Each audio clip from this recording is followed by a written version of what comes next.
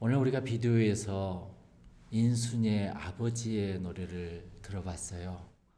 지난주에는 Mother's Day, 어머니의 날이었죠. 이번 주는 아직 Father's Day는 6월 달에 있지만 아버지의 노래를 한번 들어봤어요. 아버지는 우리를 위해서 하나님께서 만들어주신 분입니다. 그런데 참 아버지를 통해서 어려움이 굉장히 많을 때가 있습니다. 인순이의 아버지 노래에서도 아버지를 통해서 얻은 슬픔, 눈물이 말을 해준다고 이렇게 노래를 하네요. 인순님께서 이제 벌써 이미 한갑을 지났죠. 나이가 들어서 그때서 이제 깨우치는 거예요. 서로 사랑을 하고 서로 미워도 하고 누구보다 아껴주던 그대가 보고 싶다. 저는 하나님께서 우리에게 주신 아버지가 얼마나 감사한지 어렸을 때는 몰랐는데 오늘 이 노래를 듣고 나니까 저에게 더 정겨운 마음이 드네요. 저도 아버지가 참으로 미웠었습니다. 사업에 실패한 가난한 아버지가 너무 미웠어요. 명절만 되면 빚쟁이들이 찾아와요. 아빠가 빚쟁이들에게 멱살을 잡히며 땅바닥에 쓰러질 때 저는 어린 마음에 무섭고 창피해서 숨어버렸습니다. 그런 아버지가 고생을 하다가 후두암으로 참 70도 안 되셨을 때 제가 대학교 다닐 때 세상을 일찍 떠나셨었어요. 아버지가 돌아가시고 제가 아버지 방을 정리하다가 많은 빈 술병이 가득 찬 걸 봤어요.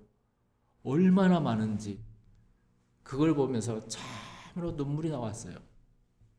빚에 시달린 아빠가 얼마나 힘드셨을까.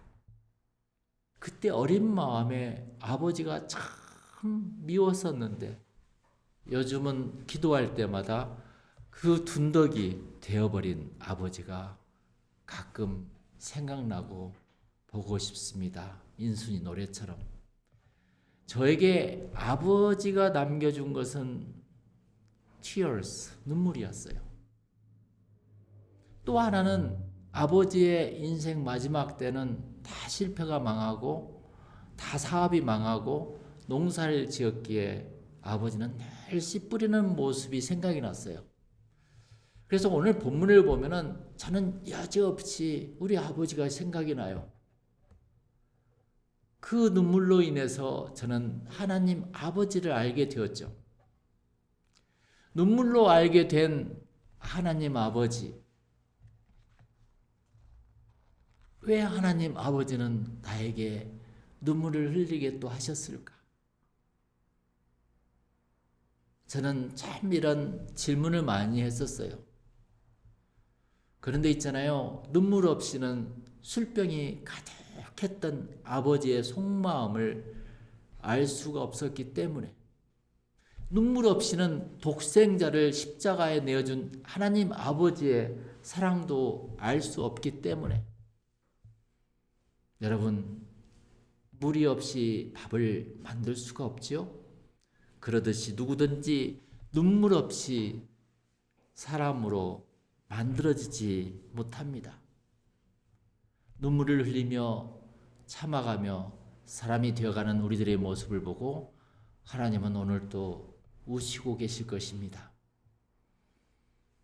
엘리 엘리 라마 사막다니 하나님 하나님 어찌하여 나를 버리셨나이까.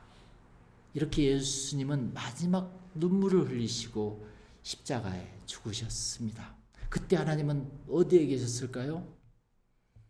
그때 하나님은 십자가에서 죽어가는 예수님을 보시면서 더 큰 눈물을 흘리고 계셨지 않겠습니까?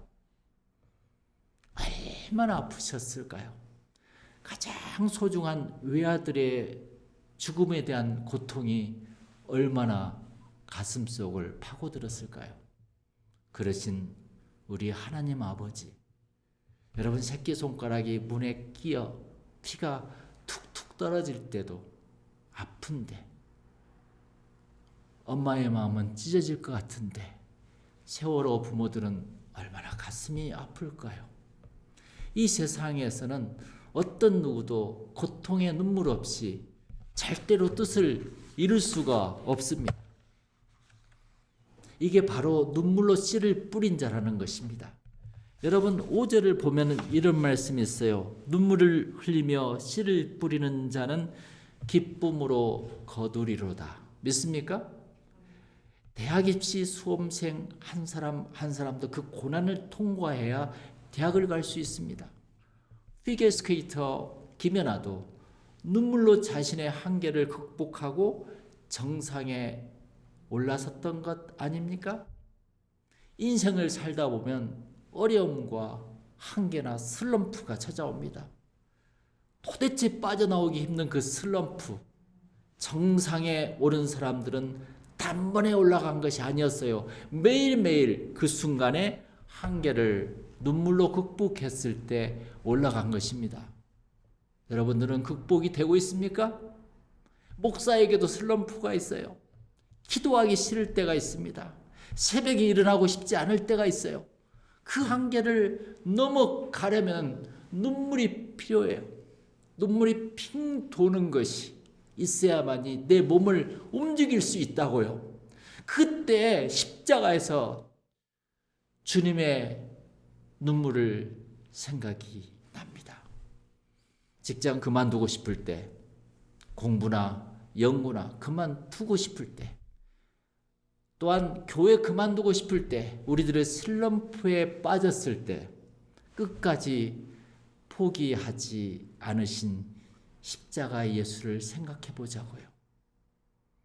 이스라엘 사람들이 바벨론에 포로로 끌려갔을 때 우리나라가 패망하여 일장기를 달고 전쟁터나 군함도나 종군 위안부로 끌려갔을 때 그러한 한계에서 빠져나오려면 눈물이 있어야 됩니다. 여기에서 눈물은 도전이라는 것이에요. 눈물을 흘리며 씨를 뿌릴 줄 알아야 한다는 것이죠. 5절 6절에 보면은 눈물을 흘리며 씨를 뿌리는 자는 기쁨으로 거두리로다. 울며 씨를 뿌리러 나가는 자는 반드시 기쁨으로 그 곡식단을 가지고 돌아오리로다 말씀했습니다. 슬퍼서 우는 것이 아니에요. 극복하기 위해서 흘리는 눈물방울. 그러나 고난 없이 영광을 받으려 하니까 SAT 문제를 유출해서 좋은 점수를 받으려 하고 거짓 스펙을 만들어서 어플리케이션을 냈고 그런 사람들이 세상에 나가서 잘못된 사회를 만들고 정치인들이 되어서 자녀들을 불법으로 병역특례를 갖게 하고 취업을 시켜주고 불법과 돈에 의존하게 만들고 자녀들을. 세상 사회는 고난 없는 편리한 유토피아를 건립하고 싶어 해요. 우리도 그런 유혹에 많이 빠지죠. 패스트푸드, 환경 공해 물질, 핵 발전소와 원자 핵 누출, 지구촌이 완전 엉망이죠 지금. 이것이 눈물 없이 씨를 뿌리고 싶어하는 이기적인 사회예요. 예수 없는 천국을, 유토피아를 건설하기 위해서 나온 것이 막스의 유물론입니다. 포에르보아하, 마르크스와 엥겔레스, 우주 만물의 궁극적인 실체를 물질로 보았다는 것입니다. 여러분, 왜 내가 미국에 와야 하는가 생각해 보셨습니까? 성공하려고요? 잘 먹고 잘 살기 위해서요? 그런 유물론적으로나 자본주의적으로 해석해서는 안 된다는 것입니다. 하나님은 나를 왜 미국에 보냈을까? 그게 오히려 더 질문이 아주 좋은 질문이에요. 여러분, 하나님을 주어로 놓고 나를 목적으로 놓았을 때 문제가 풀려요.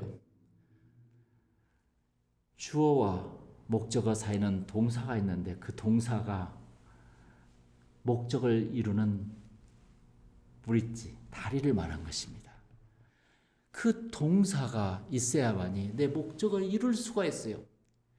내가 사랑할 줄 알아야지. 내가 믿음이 있을 줄 알아야지.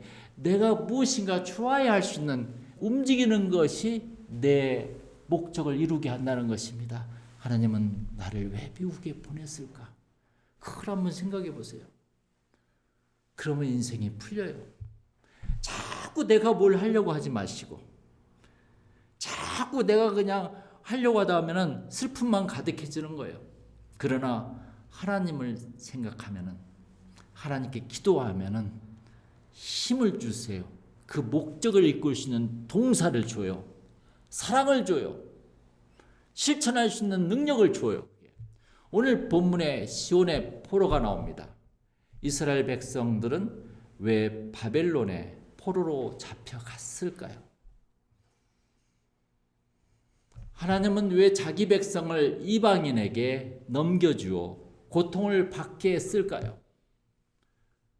왜 400년 동안 히브리 민족들은 노예를 살아야 했을까요? 왜 하나님은 나를 사랑하는데 나는 힘들고 어려운 인생을 살아가야 할까요? 왜 사기꾼에게 내가 당해야 할까요?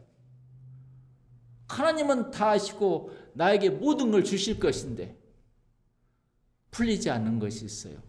하나님은 왜 눈물을 흘리게 했을까요? 미워하니까? 아니에요. 사랑하니까. 여러분, 물과 뜨거운 불이 없이 밥을 만들 수 있습니까? 눈물과 고통 없이 내가 사람이 될 수 있어요? 고통과 눈물이 없이는 십자가를 이해할 수도 없고요. 사랑 없이는 이 시편을 하나도 이해할 수 없는 것입니다. 여러분, 사랑하면 시를 써지죠. 시가 나오죠. 마음속 깊은 곳에서. 그처럼 사랑이 없는데 이 시편이 이해가 가요? 여러분, 눈물 그 속에는 도전과 사랑과 또한 많은 은혜가 공존해 있습니다. 눈물, 이스라엘의 포로 생활. 그러나 우리는 지금 죄의 포로에 갇혀 있다는 것입니다. 사람들이 차에 찬송가를 들고 어디로 갑니까? 나의 등 뒤에서 나를 도우시는 주. 그 찬송가를 들고 나서요, 하나님 이번 한 판만 찬양하면서 베가스 갬블장으로 간답니다. 여러분 생각해 보세요. 나는 지금 어떻게 살고 있는가? 나의 현주소는 지금 무엇인가? 눈물의 기도로 씨를 뿌린 가문의 족보를 보세요. 여러분 주보에 제가 써놨어요. 조나단 에드워드와 맥스 주클스. 미국 건국 초기에 두 인물이 있었는데 조나단 에드워드와 맥스 주클스가 대표적인 인물로 나와 있습니다. 둘 다 머리가 좋고 훌륭했어요. 조나단 에드워드는 하나님을 신실히 믿은 자였고 주클스는 불신자였어요. 그래서 조나단 에드워드는 나중에 목사가 되었고 유명한 설교가가 그리고 신학자가 되었습니다. 그러나 맥스 주클스는 사업에도 성공하여 돈도 꽤 벌었고 유명 인사가 되었어요. 그래서 조나단 에드워드는 믿는 여자와 결혼하면서 자녀도 많이 낳았어요. 주클스도 불신자 여자와 결혼하여서 자녀도 꽤 많이 낳았습니다. 그런데 미국 건국 200년이 지난 20세기 말에 인류학자들이 그 두 인물의 가문을 조사했어요. 깜짝 놀랄 겁니다. 주클스 자손은 400여 명이 감옥을 들락거리는 범죄자로, 300여 명이 매춘부로, 200여 명이 소매치기 깡패로, 그 가문이 뉴욕에 끼친 손해가 무려 엄청난 많은 거액이었다는 것입니다. 그러나 에드워드의 자손은 350여 명이 육해 공군 장교였고요. 370여 명이 기업과 언론인 대학 교수였고 국회의원 6명에 대통령 후보 1명까지 이 가문에서는 뉴욕에 한 푼의 손해도 끼치지 않았다고 합니다. 믿습니까? 우리는 어떻게 씨를 뿌려야 할까요? 이 시대 사람들은 세상적인 죄의 포로에 갇혀 있어요. 돈만 벌면 다 끝난대요. 유다는 범죄함으로 이방 민족에게 내어준 바 되었다고 열왕기 한 25장에 나와 있습니다. 인간이 탕자처럼 하나님 아버지를 떠나버린 것, 세상적인 유의와 소유를 위해서 살아가는 것, 나의 만족과 성공을 위해서 예수님이 십자가에 계시한다는 이기심, 혹시 우리는 이렇게 살고 있지 않는가? 이것이 바로 시온의 포로를 말한 것입니다. 노예, captives. 우리는 예수님의 십자가를 빙자해서 아메리칸 드림을 꿈꿀 때가 너무 많습니다. 희생하지는 않으려고 그래요. 그리고 자기의 생각과 이해가 맞지 않으면 그냥 단칼에 끊어버리려고 그래요. 인간관계를. 그게 아닙니다. 고통도 눈물도 하나님이 준 것이라면 그걸 받아들여서 더 큰 은혜의 씨앗을 뿌려야겠죠. 오늘 말씀 본문에서 가장 은혜 받은 단어가 있어요. 1절 2절을 보세요. 얼마나 기쁜 신지 몰라요. 여호와께서 시온에 포로를 돌려 보내실 때 우리는 꿈꾸는 것 같았도다. 이런 적 있어요, 여러분? 여기서 꿈. 그때 우리의 입가에는 웃음이 가득하고 우리 혀에는 찬양이 찼었도다.